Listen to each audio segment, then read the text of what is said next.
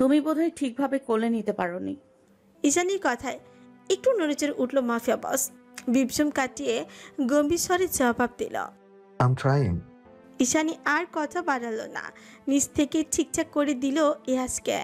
এরিসের বুকের সংস্পর্শে ঠেলে দিয়ে প্রসন্ন মুখে বলে উঠল, ওর কপালে একবার চুমু খেয়ে দেখো, তুমি কিছু একটা অনুভব করবে। তপ্ত শ্বাস ফেলল এরিস। ঈশানীর পানে নির্জীব দৃষ্টি নিক্ষেপ করে আহত স্বরে আওড়ালো, আমার স্পর্শ মঙ্গলজনক নয়। তুমি ওর জন্মদাতা, একজন সন্তানের কাছে তার বাবার চেয়ে মঙ্গলজনক আর কি বা হতে পারে এরিস? এরিস প্রতিউত্তর করে না, আর শুষ্ক একটা ঠোক গিলে ঈশানীর কথা মতোই ধীরে ধীরে গ্রীবা পাকিয়ে দেয় সম্মুখে। ক্ষণকাল নৈশব্দ ভেঙে নিগুড়ো নির্লিপ্ত এক চুমো এঁকে দেয় নিজ অংশের ললার দেশে। প্রথমবারের মতন পিতৃত্বের একটুখানি আদুরে আলিঙ্গনে কান্নাকাটি থামিয়ে শান্ত হয়ে যায় অংশ তার।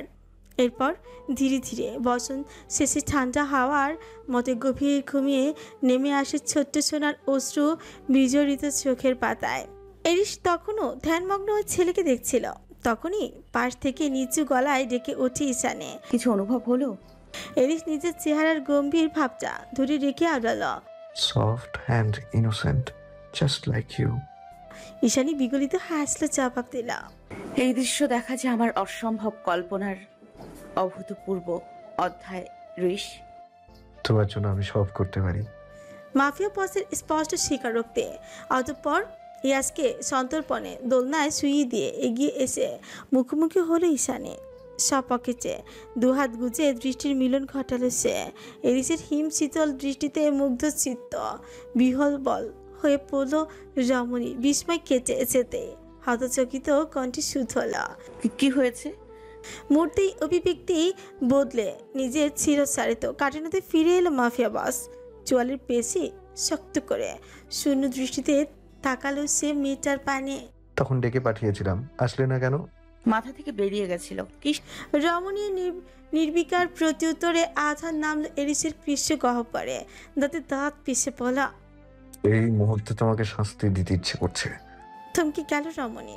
তাড়া করে চোখ তুলে অবুঝ বালিকার মতোই দৃষ্টিপাত করল অনুভূতিহীন শূন্য চোখে। এরিস তখনও নির্বিকার। সহসা শুষ্ক একটা চোখ কিনে ভারত গলায় প্রশ্ন ছিল ঈশানী, কি শাস্তি? 2 মিনিটে লাউঞ্জে এসো, তারপর বলছি। নিরুত্তাপ কণ্ঠে কথাগুলো আউড়িয়ে হনহনিয়ে বেরিয়ে গেল এরিস। ঈশানী লাউঞ্জে এলো টানা 10 মিনিট লাগিয়ে। এরিস কাউচে বসে ম্যাকবুকে কিছু একটা করছিল। তখন হঠাৎ সে অনুভব করলো আশেপাশে ভ্যানিলার সুখসানটা তীব্র হয়ে উঠেছে। সহসা চোখ বুজে গভীর শ্বাস টানল।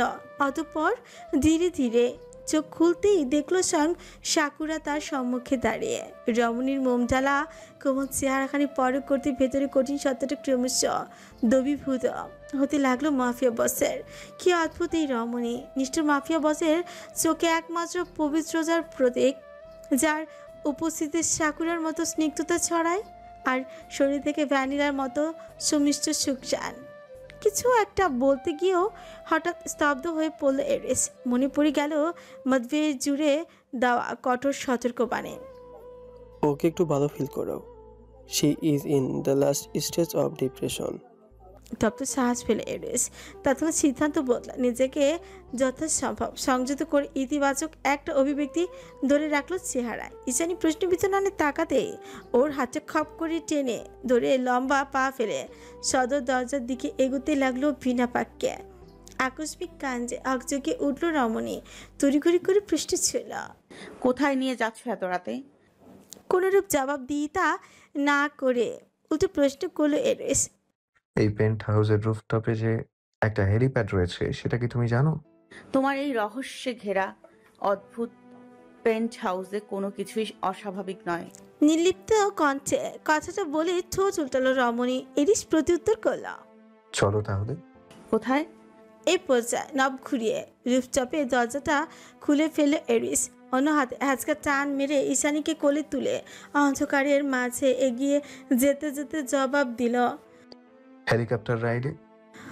মেঘাচ্ছন্ন থমথমে আকাশ, বিজলি নীলাভ রশ্মিতে ক্ষণে ক্ষণে চমকে উঠেছে প্রকৃতি। সুপৃষ্ঠ থেকে প্রায় 2000 মিটার উপরে এসে প্রবল বিস্ময় নিয়ে সমগ্র মস্কো শহর পরখ করছে ঈশানে। দু চোখের তারা স্পষ্ট উল্লাস, উষ্ঠধর ফাঁক হয়ে আছে সবিনয়। রাতবাতির ছিকিমিকি আলোয় পুরো শহরটিকে জাদুর মতো লাগছে। ওর পাশে পাইলটের রিভলিং চেয়ারে বসে কালেকটিভ নিয়ন্ত্রণ করছে এরিস ইউভান। রাতের আকাশ অথচ কালো রঙা, বিশালাকার রোদ চশমায় চোখ দুটো আবদ্ধ তার। মাখনের মতো উজ্জ্বল লাভ চেহারার মাঝে তীক্ষ্ণ রাসারন্ধে পদ্মাসন হয়ে বসে থাকা সানগ্লাসে ভীষণ আকর্ষণীয় দেখাচ্ছে তাকে। আন্ডারকাট স্টাইলিশ চুলগুলো অবাধে জায়গা করে নিয়েছে বিস্তৃত কপালে। গতিপথে নিগুড়ো পর্যবেক্ষণের দরুন দাঁতের জগায় অধর কামড়ে ধরেছে সে। বেখেয়ালে চারিদিক ঘুরে হেলিকপ্টারটা যখন লোকালয়ে ছাড়িয়ে সমুদ্রের অভিমুখে এগোতে লাগলো, তখনই ধীরে ধীরে আধার হয়ে এলো চারিপাশ। বাইরে চিপচিপ করে বৃষ্টি শুরু হয়েছে, বেড়েছে বাতাসের গতিবেগ। হঠাৎ শহর ছেড়ে নির্জন গতি পথে এগুতে দেখে দৃষ্টি ঘোরালো ঈশানে। আকস্মাত কিছু প্রশ্ন করবে তার আগে মাফিয়া বসের এলোমেলো উদাসীন মুখায়ব লক্ষ্য করে দুনিয়া ভুলে গেল মেয়েটা। বুকের ভেতর টের পেল আশ্চর্য এক তড়িৎ কম্পন। লোকটা যখন চোখে রোদ চশমা চড়ায়, বারবারই সেই প্রথম আকর্ষণের কথা মনে পড়ে যায় ঈশানের। শূন্য দৃষ্টি, তীক্ষ্ণ ছোঁয়াল, কালচে বাদামি উষ্ঠ, আর তার নিচে ঠিক চিবুক বরাবর কুচকুচে সেই কালো তিলক। এখন এই মুহূর্তে দাঁড়িয়ে মাফিয়া বসের নির্মল ধরের তিলকটা চৌমুকের মতন টানছে ওকে। হেলিকপ্টারের ককপিটে বসা দক্ষ পাইলটটিকে ভীষণ মোহনীয় লাগছে। নিষ্পাপ দৃষ্টি যে আছে ঈশানে, থমকে আছে তার শ্বাস প্রশ্বাস। অসময়ের বসার মতো বুকের ভেতর চিপচিপ করে ঝরে পড়ছে অনুভূতির বৃষ্টি। মনে হচ্ছে প্রেমে পড়ার এক অপ্রার্থিক লগ্নে দাঁড়িয়ে পৃথিবীর সবচেয়ে সুদর্শন পুরুষটিকে দেখার সৌভাগ্য হয়েছে ঈশানের। এবার যদি ওই চশমা আবৃত চোখ দুটো ওর দিকে ঘুরে তাকায়, তখন কি হবে? ঈশানী তো মরিয়ে যাবে। কল্পনা বিলাসী রমণীর রংধনুর মতো রঙিন কল্পনায় স্থায়ী হলো না বেশিক্ষণ। বিপসাম ভাঙে বাস্তবের চিরাচরিত রুক্ষতা নিয়ে ভেসে এলো গম্ভীর কণ্ঠস্বর। তখন থেকে কি দেখছো? I can't even focus. Ishani মতিভ্রমে ফিরফিরালো। এক হাতে ড্রাইভ করলে সব পুরুষকেই কি এমন আকর্ষণীয় লাগে? এরিসের কানে মস্ত হেডফোন, তবুও বাতাসের ঘূর্ণনের কারণে কোনো কিছু স্পষ্ট শুনতে পেল না সে। অজ্ঞতা দ্বিতীয়বারের মতো জানতে চাইল। কি বললে? হেলিকপ্টারের গতি জড়তায় মোহভঙ্গ হতে ধরফুরে উঠল ঈশানে। উত্তরদার ফুসরত পেল না, তার আগে এরিস বলল, I think you need to land. প্রচুর বৃষ্টি হচ্ছে এইদিকে। কথা বলতে বলতে ঈশানী লক্ষ্য করলো ওরা একটা সমুদ্র বেষ্টিত বালুচরে এসে নেমেছে।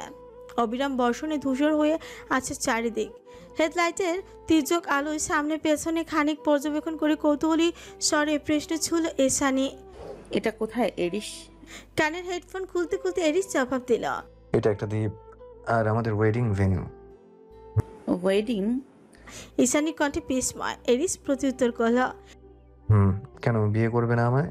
এরিস হেয়ালি করছে সেই ভেবে প্রসঙ্গটিকে বেমালুম আগ্রহ করল ঈশানী। উল্টো বহমান বাড়িধারার পানে মুগ্ধ দৃষ্টি নিক্ষেপ করে আওড়ালো।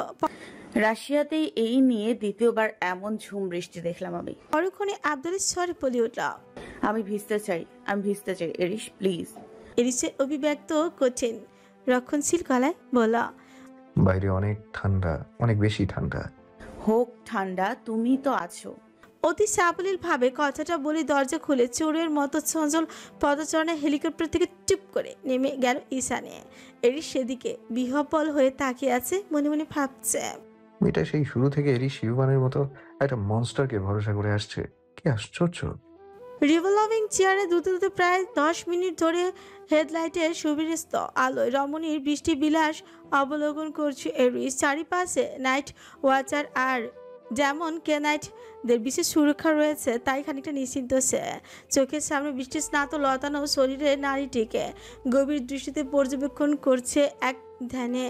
তর্জনী আর মাধ্যমা দুটো একত্রে কপালের উপর বোলাতে বোলাতে মোহবিষ্ট নয়নে দেখে চলেছে সিক্ত রমণীর প্রতিটি আবেদনময়ী পদক্ষেপ। কখনো তার আনমনা স্নিগ্ধ হাসি, কখনো বা ছোট ছোট হাতে এলোমেলো জলকেলি। দেখতে দেখতে অভিব্যক্তি পাল্টে গেল এরিসের। গভীরতা ছাপে দু চোখে জড়ো হলো অপার মুগ্ধতা। জীবনে প্রথমবার বৃষ্টিকে বৃষ্টি বলে মনে হচ্ছে তার। অমানিসার বুক চিরে নেমে আসা শীতল বাড়িধারা ছিমছিম আওয়াজ, শীতল বাড়িধারা রিমছিম আওয়াজ তীরের ফলার মতোই বুকে এসে লাগছে যেন। সেই সঙ্গে একীভূত হয়েছে এক পবিত্র সরতার কমনীয় লালিত্য।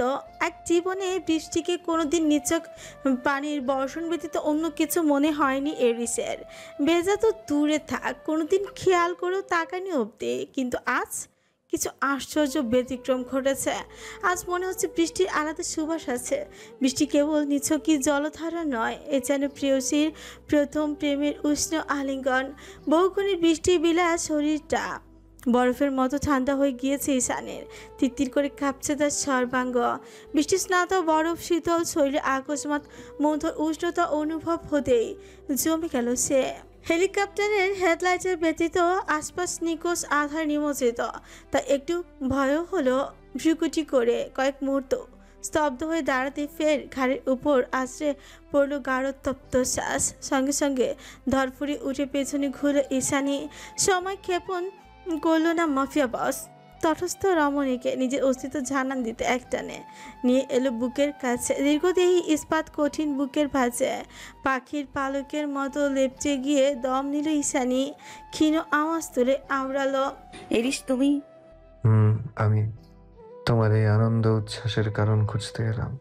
বিস্ময় কেটে যেতে এরিসের থেকে দূরত্ব বাড়ালো ঈশানী। অতঃপর চোখে চোখ রেখে তরল কণ্ঠে শুধ হলো, খুঁজে পেলে কিছু? এখনো না। এরিসের মুখে মাস্ক লাগানো নেই। তার বসন সিক্ত চেহারা জুড়ে পৌরসীয় আসক্তি। মেধিন সৌচ্ছব্য শরীরে লেপটে আছে কালো রঙের সিল্ক শার্ট, আস্তিন গোছানো ফর্সা হাতের কবজি জুড়ে আবদ্ধ ব্ল্যাক বেল্ট ঘড়ি চাও। আশ্চর্য মোহনীয়তা কেড়ে নিচ্ছে আকর্ষণ। বৃষ্টি স্নিগ্ধ গোটা মানুষটাকে এক পলক পর্যবেক্ষণ করে তাড়াহুড়ো করে চোখ ফিরে নিল রমণী। বরফ শীতল ঠান্ডার মাঝেও ক্রমশ উষ্ণ হয়ে উঠেছে তার সমগ্র মুখমণ্ডল। জাফরানি রং ধারণ করেছে পেলুক ঠান্ডাকাল। এরিস কিছু বলল না, আর নির্লিপ্ত হাতে একটা কালো হুডি ছড়িয়ে দিল ঈশানীর ভেজা শরীরে। শুকনো আবরণে কিছু নড়েচড়ে উঠল ঈশানী। নিরুত্তাপ কণ্ঠে জানালো, আমার অতটাও ঠান্ডা লাগছে না। জানি। তাহলে এটা কেন দিলে? মন বললো তাই। মাফিয়া বসের সংক্ষিপ্ত প্রতিউত্তর। ঈশানী একটু অবাক হয়ে শুধালা, মনের কথা আবার কবে থেকে শোনা শুরু করলে তুমি? যবে থেকে তুমি এলে। নিজের কথাতে এরিস নিজেও কিঞ্চিত অবাক হলো বোঝায়। তার মনের উপর যে মস্তিষ্কের নিয়ন্ত্রণ নেই তা আরও একটা প্রমাণ হয়ে গেল ঈশানীর সামনে। ফলস্বরূপ নিশ্চুপ হয়ে রইল, কিছু না বলে।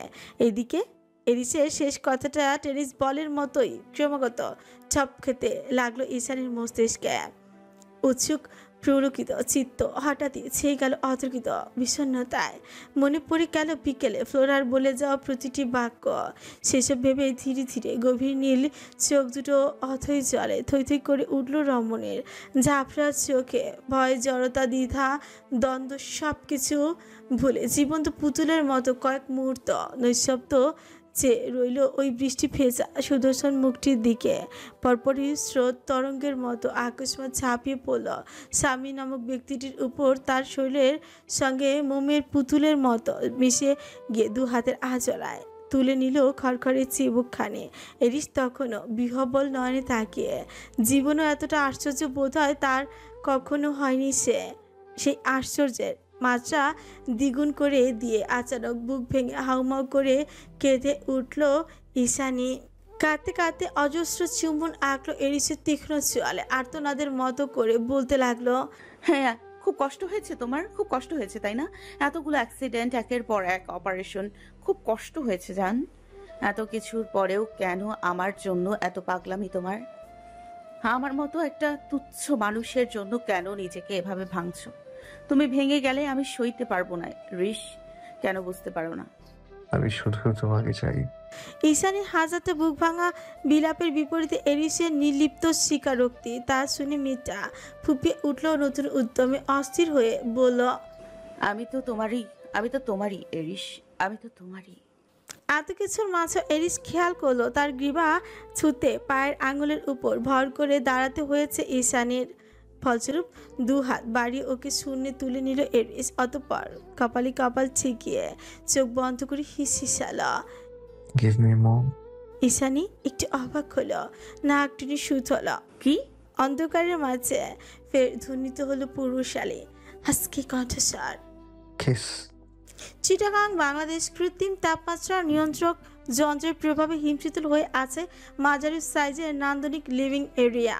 ভেতরে ইন্টেরিয়ম চমৎকার ঘরের মালকিন নিঃসন্দেহে রুচির প্রশংসার দাবিদার। লিভিং এরিয়ার ঠিক মাঝখানে শরীর দাবানো গতিতে থমথমে মুখ নিয়ে বসে আছে নিঝুমের বাবা নাজমুল আহসান। অকারণ একটা বিরক্ত ভাব পদ্মাসন হয়ে গেড়ে বসে আছে তার দুই শির মাঝখানে। চোখের সামনে কারুকাজ ছবিত কফি টেবিলের ওপর ধোয়া ওঠা গরম চা আর কয়েক প্রকারের ঠান্ডা। মাত্রই একজন বুয়া শ্রেণীর মহিলা এসে দিয়ে গেল এসব নাস্তা দেখে নাজমুল সাহেবের বিরক্ত ভাব বাল্য বই কমল না। তার কুচকানো চোখের প্রখর দৃষ্টি ভেতরের দরজায় নিবদ্ধ, যেন কারোর বিশেষ দর্শনের প্রতীক্ষায় তিনি। ভেতর ক্রোধের পাহাড় জমিয়ে বাইরে স্বাভাবিক মুখ নিয়ে বসে থাকা দুষ্কর। অবশ্য খুব বেশিক্ষণ এই পরিস্থিতিতে বসে থাকতে হলো না নাজমুল সাহেবকে। তার অপেক্ষার ইতি খুঁজিয়ে ভেতরের ঘর থেকে ধীর পায়ে বেরিয়ে এলো তুর্যা। কপালের গজ কাপড়ের ভারী পচ্চি, হাত পা সহ শরীরের দৃশ্যমান অংশে চুপটা ক্ষতচিহ্নের অভাব নেই। হাঁটছে খুঁড়িয়ে খুঁড়িয়ে বিরক্ত ভঙ্গিমায় অটল থেকে তুর্যকে একবার আপাতমস্তক পরখ করলেন নাজমুল সাহেব। তুর্যর সম্মোহনী আলাপের ধার থালনা সোজা গিয়ে গা এলিয়ে দিল কাছের উপর হাতে একটা আপেল নিয়ে তাতে কামড় বসে দ্বিধাহীন কণ্ঠে জিজ্ঞেস করল, কি ব্যাপার শ্বশুর আব্বা, নাস্তা দিচ্ছেন না যে? ঠিক এই কারণে তুর্যকে একদম পছন্দ না নাজমুল সাহেবের। তিনি পেশা একজন শিক্ষক মানুষ, তার উপর একমাত্র শ্বশুর, অথচ একটা সালাম অবধি দিল না। 3/4 প্যান্ট পরে কাচের উপর আসন দিয়ে বসে হ্যাংলার মতো আপেল খাচ্ছে। এ কেমন বেয়াদবি! কে মেনে নিবে এমন মেয়ে জামাই? নাজমুল সাহেবেরও মেনে নিতে বিশেষ আপত্তি। নিহাতি তন্দ্র জাওয়াত ভদ্র মহিলা দুঃসময়ের সাথে তাদের বিপদের বন্ধু, তাই না করতে পারেনি। নয়তো এমন বেয়ারা বেশরম অশিষ্ট ছেলেকে কভু নিজের আদরের কন্যার পাশে কল্পনাও করতে চাননি তিনি। শ্বশুর আব্বা কি একটু রেগে আছেন? মুখ ভর্তি আপেল নিয়ে সন্দিক গলায় কথাটা বলল তুর্য। তার কথার পাশে নাজমুল সাহেব কঠিন দৃষ্টিতে তাকাতে তড়িঘড়ি করে বাক্য সুসরসে। একটু না, মনে হয় বেশি রেগে আছেন। নাজমুল সাহেবের শক্ত চেহারা রাগে লাল হয়ে আছে। তিনি ক্রোধ দমাতে না পেরে রুড়ো কণ্ঠে বলে উঠলেন, ফাজলামো করছো? আপেল খাওয়া বাদ দে। এদিক ওদিক মাথা নাড়ো তুর্য, অর্থাৎ সে খুব সিরিয়াস পেজের মুখে জবাব দিল, আপনার সঙ্গে কি ফাজলামো মানায় বলুন? মানালে নিশ্চয়ই করতাম। তাহলে আমার মেয়ে কোথায়? নাজমুল সাহেব ছুটি গেলেন। তুর্য সাবলীল কণ্ঠে প্রত্যুত্তর করল, ঘরে আছে, ঘুমাচ্ছে। ঘরে যে আছে সেটা আমিও জানি, কিন্তু ওর পা তো ভেঙে গেছে, তাও তোমার জন্য। ড্রাইভ করতে না জানলে গাড়ির স্টার্টিং এ হাত দাও কেন? বুঝি না বাপু। দোষটা আমার নয়, আপনার মেয়ের। গাড়ির মধ্যে বসে ওই ক্যাচ ক্যাচ করে আমার মাথাটা খারাপ করে দিয়েছিল। তুর্যের কথা শুনে নাজমুল সাহেবের বিরক্তি ভাব আরো বেড়ে গেল। একে তো তার মেয়েটার পা ভেঙে রেখেছে, তার উপর সঙ্গে করে বাড়িতেও নিয়ে যেতে দিচ্ছে না। চাইছে টাকিয়ে ছেড়ে সহজ পৃষ্টি ছিল। তুমি চাচ্ছটা কি বলো তো? এই নিয়ে 3 বার এসে ফিরে গেলাম, অথচ একবারও নিজমকে সঙ্গে যেতে দিচ্ছ না কেন? ওর মায়ের কাছে থাকলে যুৎসই সেবা যত্ন পেয়ে মেয়েটা তাড়াতাড়ি সুস্থ হয়ে উঠবে, সেটা কি তোমার বুঝে আসে না? ধীরে ধীরে কঠিন হয়ে উঠল তুর্যের অভিব্যক্তি। থমথমে গলায় জবাব দিল, নাজমুল আমি আছি এখানে ওর সেবা করার জন্য, কিন্তু ওকে যেতে দেওয়া যাবে না। সাহেব থমকালেন এক মুহূর্তের জন্য। মনে হলো এই ছেলেটা রহস্যময়, ওর দু চোখে ঘনীভূত হয়ে আছে অন্তহীন আধার। কেন কেন যেতে দেওয়া যাবে না শুনি? নাজমুল সাহেবের কণ্ঠে বিরক্তি। তুর্য কঠিন গলায় বলল, নিজমকে দিয়ে দিলে আমি কিভাবে থাকবো? বিবাহিত হয়ে এতদিন একা থাকা যায় নাকি? তাছাড়া আমারও তো সেবা যত্নের প্রয়োজন আছে। বেহায়া ছেলে, জবান সামলাও, আমি তোমার শ্বশুর হই।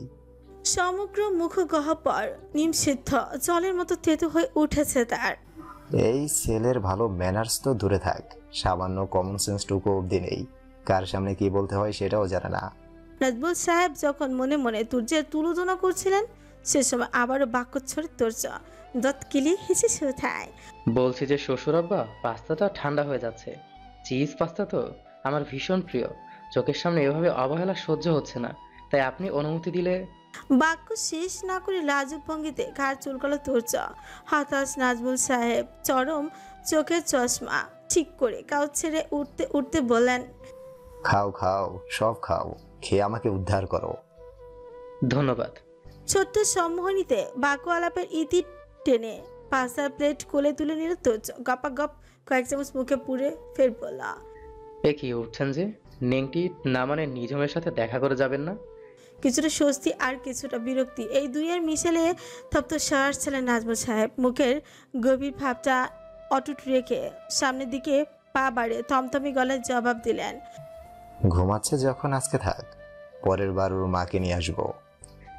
ঠিক আছে, বাই বাই। নিঝুমের পা ঠিক হলে আমরাও গিয়ে বেরিয়ে আসবো। গতিহীন কথায় শ্বশুরকে বিদায় জানালো তুর্য।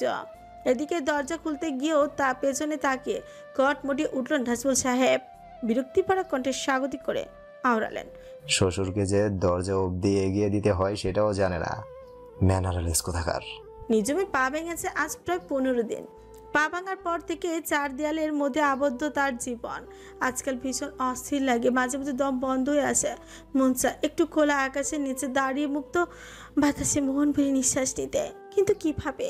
সাধারণ ঘরের কাজগুলো হতো তার করতে হয় তুর্যের সাহায্য নিয়ে। খাওয়া দাওয়া থেকে শুরু করে ওয়াশরুম যাওয়া অবধি সব কিছুতে তুর্যের উপর নির্ভরশীল। সেখানে একা একা বাসার বাইরে যাওয়া তো বিলাসিতা। আজকাল চারিদিকে শুধু তুর্যকে দেখতে পায় নিঝুম। ডানে বামে সামনে পেছনে যখন যেটার প্রয়োজন হয় তুর্য সুপারম্যানের মতো হাজির। এই যেমন মাত্রই নিঝুম বারান্দায় বসে বই পড়ছিল, ঠিক তখনই পেছন থেকে ভেসে এলো তুর্যের সরবধ্বনি। সেই বিকেল থেকে বই পড়ছিস, এখন যে সন্ধ্যা হয়ে গেছে সে খেয়াল আছে? বইয়ের পাতা থেকে চোখ তুলে চারিদিকে তাকালো নিঝুম। সত্যি তো সূর্য ডুবে গেছে আরও আগে। সহসা মুখ ঘুরিয়ে জবাব দিল, বইয়ের পাতায় ডুবে গিয়েছিলাম, তাই টের পাইনি। আজকাল ঝগড়া হয় না, তাদের খুব জোর মনোমালিন্য হয়, কারণ নিঝুমের সব কাজেই তো এখন তুর্যকে প্রয়োজন। নিঝুম ক্রসে ভর করে উঠতে উদ্যত হয়। তুর্য ওকে থামিয়ে দিয়ে বলল, ট্রিশ লাগবে না, দাঁড়া আমি তুলে নিয়ে আসছি। কথাটা শেষ করে নিঝুমকে আর কিছু বলার সময় দিল না তুর্য।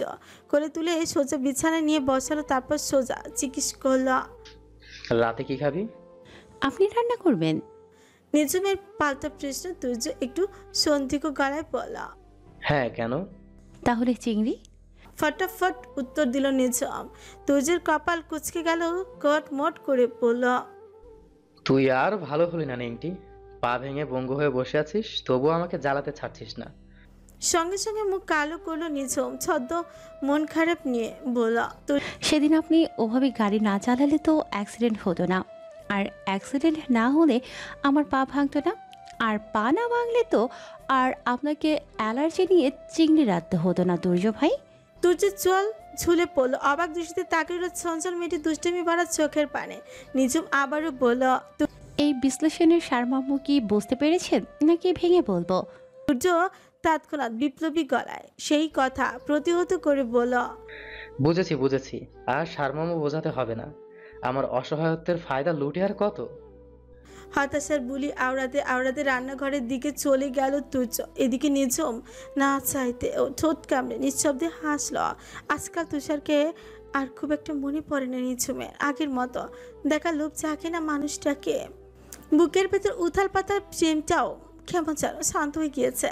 তুর্য সারাক্ষণ এমনভাবে মাতিয়ে রাখে চারপাশ যেন না চাইতো গোলের মধ্যে থাকে নিঝুম। স্বামী স্ত্রীর পবিত্র বন্ধন নাকি অন্য কিছু জানা নেই, তবে আজকাল বুকের ভেতর তুর্যের প্রতি গভীর একটা মায়া সৃষ্টি হয়েছে রমণীর। নিঝুম অবশ্য জানে না সেই মায়ার গভীরতা কখনো খতিয়ে দেখা হয়নি আসলে, কিন্তু সেদিন গাড়িটা হঠাৎ ওভাবে খাদে না পড়ে গেলে এই মায়াটুকু অনুভব হতো না বোধ হয়। নিজ মনে দ্বিধাদ্বন্দ্বে ডুবে গিয়ে নিঝুম হারিয়ে গেল 15 দিন আগের ভাবনায়। ভার্সিটিতে পরীক্ষা চলছে, আজকে শেষ দিন, এরপর সেমিস্টার ব্রেকের লম্বা ছুটি। পরীক্ষার শেষ দিন একটু সময় নিয়ে হল থেকে বেরিয়েছিল নিজম। বন্ধুদের সঙ্গে আলাপচারিতার মাঝে ক্যাম্পাস পেরিয়ে কখন যে গেটে চলে এলো তার হদিস নেই। শরতের শেষ কটা দিন ভীষণ মেঘলা, ধূসর মেঘ থমথম করছে সমুচ্চ আকাশ। বিরাগ অভিমান নিয়ে মেঘের আড়ালে মুখ লুকিয়েছে সূর্যরাজ। এমন এক মেঘলা দুপুরে হঠাৎ ভার্সিটির গেটে দেখা মিলল অপ্রত্যাশিত এক মানবের। হুট করে বিশ্বাস হচ্ছিল না, তাই দ্বিতীয়বার চোখ কচলে আবারও ভালোভাবে খেয়াল করলো নিজম। সফেদ শার্ট আর কালো প্যান্টের ফর্মাল বেশভূষা নিয়ে গাড়িতে ঠেসতে দাঁড়িয়ে আছে সে। কখনো গেটের দিকে তাকাচ্ছে, কখনো বা কবজি তুলে ঘড়ি দেখছে আনমনে। লম্বা চিপচিপে গরমের তুর্যকে সাদা শার্টে অদ্ভুত সুন্দর লাগছে।